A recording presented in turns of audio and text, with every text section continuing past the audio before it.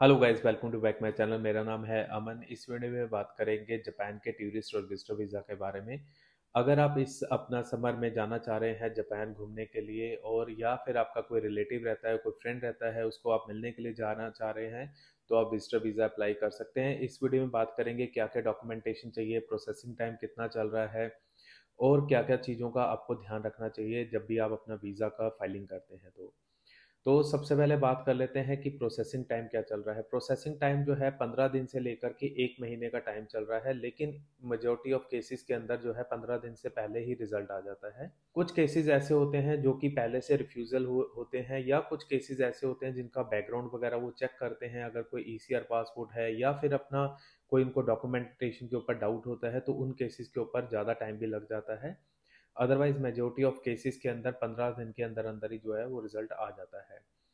अब बात करते हैं इसके अंदर डॉक्यूमेंटेशन क्या चाहिए। अगर आप अपना सेल्फ एम्प्लॉयड हैं तो आपका जीएसटी की रजिस्ट्रेशन कॉपी चाहिए, या आपका उद्यम आधार है वो भी आप लगा सकते हो, आईएसओ सर्टिफिकेशन है वो भी आप लगा सकते हो।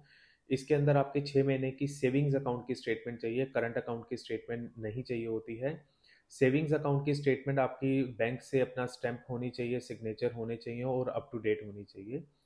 इसके अलावा अगर आप अपना बिजनेस करते हैं तो आपका एक कवर लेटर बनता है, आपके लेटर हेड के ऊपर आपका ट्रैवल प्लान बनता है, होटल बुकिंग चाहिए होती हैं, आपकी जो फ्लाइट की बुकिंग्स हैं वो चाहिए होती हैं। इसके अलावा अगर आपका कोई भी बिजनेस प्रूफ आप अपना अगर कोई शो करना चाहते हैं तो वो भी आप अपना डॉक्यूमेंटेशन लगा सकते हैं। अगर आप सैलरीड हैं तो इसके अंदर आपकी 3 महीने की पे स्लिप चाहिए होती है, फॉर्म 16 चाहिए होता है, और या फिर अगर आपके पास फॉर्म 16 नहीं है तो आप अपनी आईटीआर्स वगैरह भी अपना इसके अंदर लगा सकते हैं। इसके अलावा 6 महीने की आपका सैलरी अकाउंट की स्टेटमेंट आप लगा सकते हैं, या आप सेविंग अकाउंट लगा सकते हैं, जिसमें भी आपका फंड्स अवेलेबल हो वो आप अपना उसके अंदर लगा सकते हैं। इसके अलावा आपको कंपनी से एक एनओसी लेटर वगैरह लेना होता है, जिसके अंदर आपकी सारी डिटेल मेंशन होती है। एनओसी लेटर का भी एक फॉर्मेट है। जब आप हमारे से प्रोसेस शुरू करवाते हैं तो आपको एनओसी का फॉर्मेट वगैरह भी हम आपको प्रोवाइड करते हैं। आप अपने एचआर डिपार्टमेंट से उसको अपना उनके लेटर हेड के, कंपनी के लेटर हेड पे आप प्रिंट लेकर के अपने सिग्नेचर और स्टैंप वगैरह आप लगवा सकते हैं। और इसके साथ आपका एक एम्प्लॉय आईडी कार्ड चाहिए होता है जब भी हम आपकी फाइलिंग वगैरह करते हैं, और साथ में वो सारे डॉक्यूमेंट चाहिए होते हैं, जैसे होटल बुकिंग्स होगी, आने जाने की फ़्लाइट बुकिंग्स वगैरह हो गई, ट्रैवल प्लान हो गया, आपने जहाँ जहाँ पे भी ट्रैवल किया हुआ है उसके अगर कोई ई वीज़ाज़ हैं तो ई वीज़ाज़ की कलर्ड कॉपी लगानी होती है, पासपोर्ट की फ्रंट एंड बैक की कॉपी लगानी होती है। एक आपको फोटोग्राफ चाहिए होती है 2x2 साइज़ की वाइट बैकग्राउंड के साथ में। और ये सारे डॉक्यूमेंटेशन हमें चाहिए होते हैं जब भी हम आपकी वीज़ा फाइलिंग वगैरह करते हैं। काफ़ी सारे लोगों के मेरे पास क्वेश्चंस वगैरह आते हैं जिन्होंने खुद एप्लीकेशंस वगैरह लगाई थी, और लेकिन उनका वीज़ा जो है ना वो रिफ्यूज़ हो गया। उसका रीज़न ये होता है कि कई बारी क्या होता है कि डॉक्यूमेंटेशन हम ज़्यादा लगा देते हैं, जो अननेसेसरी डॉक्यूमेंटेशन होते हैं उसकी कोई ज़रूरत नहीं होती, या वीज़ा फाइलिंग के अंदर कोई ऐसी इंफॉर्मेशन हम देते हैं जो कि अपना वीज़ा ऑफिसर को लगता है कि ये अपना जो कुछ एक्स्ट्रा इन्फॉर्मेशन दे रहा है सिर्फ एक इम्प्रेशन डालने के लिए कि वीज़ा अप्रूव्ड हो जाए। वो सारी चीज़ें जो है वीज़ा फाइलिंग, इसीलिए अपना जो कहते हैं कि वीज़ा फाइलिंग आपकी प्रॉपर होनी चाहिए। जो इन्फॉर्मेशन एम्बेसी को चाहिए सिर्फ वही रिलेवेंट इन्फॉर्मेशन देनी चाहिए।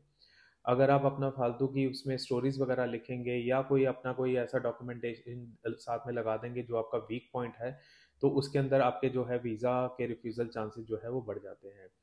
कोई भी अगर आप फेक डॉक्यूमेंटेशन वगैरह लगाते हैं वो भी एक रीज़न होता है कि आपका वीज़ा को जो है आपका वीज़ा जो है वो रिफ्यूज़ हो गया है। इसके अलावा काफ़ी सारे अपना जो एप्लीकेंट्स हैं वो फेक अपना स्टेटमेंट वगैरह लगा देते हैं, वो भी एक पॉइंट होता है जिसका आपका जो है रिफ्यूज़ल आने के काफ़ी हाई चांसेस बढ़ जाते हैं। अगर आप हमारी साइट से वीज़ा प्रोसेस करवाना चाह रहे हैं तो आप मेरे से कॉन्टैक्ट कर सकते हैं। स्क्रीन पे दिए गए नंबरों पे आप अपना मेरे व्हाट्सएप के थ्रू आप मेरे से कॉन्टैक्ट कर सकते हैं, अपनी फ़ाइल वगैरह जो है वो शेयर कर सकते हैं। इसमें आपका जो भी फाइलिंग वगैरह होगी अपना प्रॉपर तरीके से फाइलिंग करते हैं। वीएफएस के ऑफिस में आप खुद जाते हैं, वहाँ पे अपना फाइल सबमिट वगैरह कराने के लिए आपको पता होता है कि क्या क्या डॉक्यूमेंटेशन आपने सबमिट वगैरह कराए हैं। इन केस अगर आपको अपना जापान एम्बेसी से कॉल भी आती है तब भी आपको गाइड करते हैं कि क्या क्या आपने उसके अंदर अपना आंसरिंग करनी है, किस तरीके से कॉल अटेंड करना है। क्योंकि काफ़ी सारे एप्लीकेंट्स को कॉल भी जाता है पूछने के लिए कि आप किस तरीके से आपका ट्रैवल प्लान है, आप कहाँ पे अपना वहाँ पे रहोगे, या आप अपना किस तरीके से वहाँ पे आपका ट्रैवलिंग वगैरह करना है। तो सारी चीज़ें जो है ना आपको एक शॉर्ट इंटरव्यू वगैरह की कॉल भी अपना आ जाती है, जो ओवर द कॉल आपसे अपना सारी इन्फॉर्मेशन वगैरह लेते हैं। तो वो भी सारी आपको गाइडेंस वगैरह देते हैं कि किस तरीके से आप अपना, अगर आपके पास कॉल आती है तो आपने किस तरीके से उसको आंसर करना है। तो ये वाले सारे डॉक्यूमेंटेशन वगैरह चाहिए होते हैं। जो आपका फंड्स है वो कम से कम 3 से 4 लाख रुपए, 5 लाख रुपए मेंटेन होना चाहिए आपके सेविंग्स अकाउंट के अंदर, ताकि आपका अपना जो आप अपने जो एक्सपेंसेस हैं वो आप शो कर सकें कि आपका जो आने जाने का खर्चा है वो आप खुद बेयर करेंगे। जापान का जो वीज़ा है वो स्टिकर वीज़ा मिलता है। इसमें आपके 3 मंथ्स की वैलिडिटी होती है और 15 दिन का आपको जो है पीरियड मिलता है वहाँ पे स्टे करने का। तो जो भी अगर कोई फर्स्ट टाइम अप्लाई कर रहा है तो मेजॉरिटी ऑफ केसेस के अंदर जो है उनको सिंगल एंट्री वीज़ा ही मिलता है। लेकिन अगर कोई पहले से जापान ट्रैवल कर चुका है 1 बार, 2 बार और G7 कंट्रीज़ में ट्रैवल कर चुका है, तो वो कंबाइंड एक एप्लीकेशन वगैरह लगा कर के उसका एक बेनिफिट ले सकता है मल्टीपल एंट्री वीज़ा के लिए। लेकिन वो वीज़ा ऑफिसर के हाथ में ही होता है कि आपकी वो वीज़ा जो मल्टीपल एंट्री की रिक्वेस्ट है वो एक्सेप्ट होती है कि नहीं होती है। क्योंकि अगर आपको मल्टीपल एंट्री वीज़ा मिलता है तो आपको 5 साल की वैलिडिटी का वीज़ा मिलता है, आप कभी भी उसमें ट्रैवल कर सकते हो। लेकिन मेजॉरिटी ऑफ केसेस में ये देखा गया है कि जापान जो है वो पहले टाइम पे जो है वो सिंगल एंट्री वीज़ा ही देता है। सेकंड या थर्ड टाइम पे आप अपना रिक्वेस्ट कर सकते हो मल्टीपल एंट्री वीज़ा देने के लिए। आई होप आपको ये वीडियो अच्छी लगी होगी, इन्फॉर्मेटिव लगी होगी। वीडियो लाइक कर देना, चैनल ज़रूर सब्सक्राइब कर देना। अगर आपका कोई भी डाउट हो आप मेरे से कॉन्टैक्ट कर सकते हैं। Thank you so much for your love and support.